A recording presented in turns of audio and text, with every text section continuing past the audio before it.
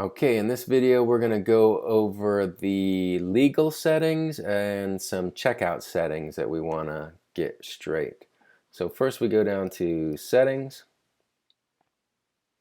and we'll go into legal, and by legal I mean your policies really. So this is your refund policy, but they've got a template that you can use, which is usually where I start. So you click this, drops in basically a boilerplate template, which is super helpful, but you'll definitely have to read through this and make any adjustments. So if you offer a 14-day policy or a 60-day policy, you're going to have to change this. You have to change the contact if you wanted to contact different people, but nice little template to get started. I'll just leave it for now since you probably don't want to watch me edit that. Same goes for privacy policy, create from template. And this is all kind of standard for any website, but you'll have to look through and make sure everything makes sense for you. You'll see there's some tags here that says insert descriptions of other types of tracking technologies used. So, if you're using Facebook Pixel or Google Analytics, you might want to put that in there. And if not, you're definitely going to want to remove this from there. But you'll see there's a couple spots where it asks for extra information. But it's all pretty standard besides that you can keep. And I suggest you do have something in there because privacy policy and terms of service and all these policies really are great for SEO. When Google is ranking your site, they're definitely going to look to see if you have these on your site. And customers feel more secure when they see them as well. And there's terms of service, same thing. Click the template.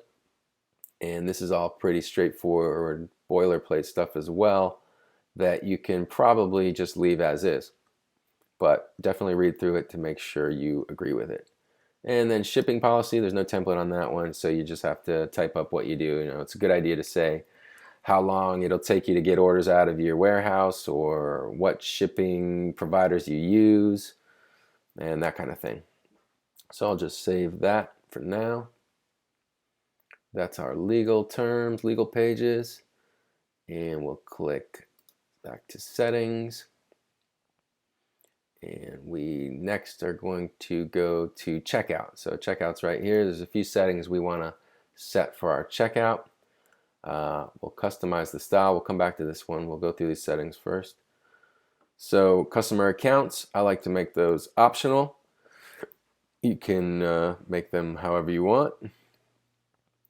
Check out using either their phone or email. I like that. I usually leave it. Shipping updates, I check that so they can receive updates on their phone. Leave that one checked because a lot of people use this app to check their orders.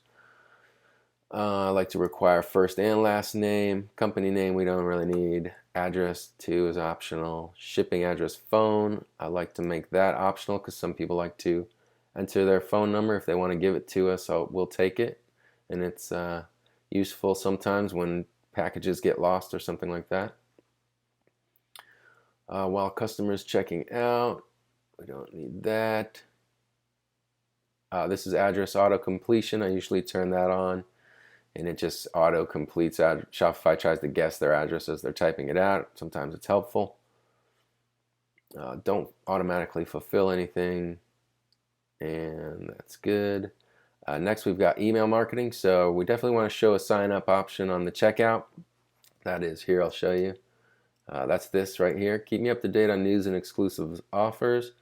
You want people to check that so they get added to your email list. And another thing I like to do is pre-select that option. So when they come in here, it will already be checked and they'll either leave it or they'll have to uncheck it.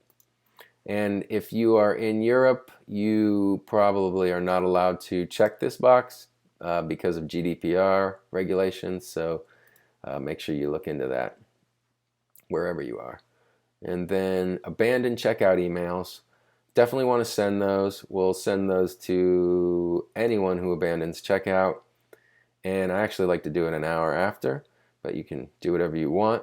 In fact, this is Shopify's abandoned checkout email setup, and they'll send one email after someone abandons a checkout. So someone's checking out and then they decide, or something happens and they don't finish the process.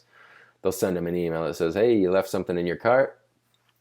I actually use Klaviyo email marketing for this, and I set up a much more complicated and powerful abandoned checkout email series. So this is better than nothing, but really I think you should be using Klaviyo for your emails and checkout language. So I'm just going to save this right now, and we'll come back to the top, and we're going to customize our checkout page a little bit, which takes us actually into the theme editor. So you can get there in the theme editor as well. Checkout. There we go. And really all I want to do is add a logo up here, because by default Shopify just shows your name, but it looks a little more professional when you add a logo. And we'll just click the one we've got. Looks better, makes customers feel safer, and they know everything's branded. Maybe I'll make it a little bigger.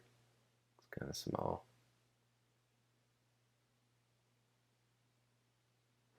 That's fine.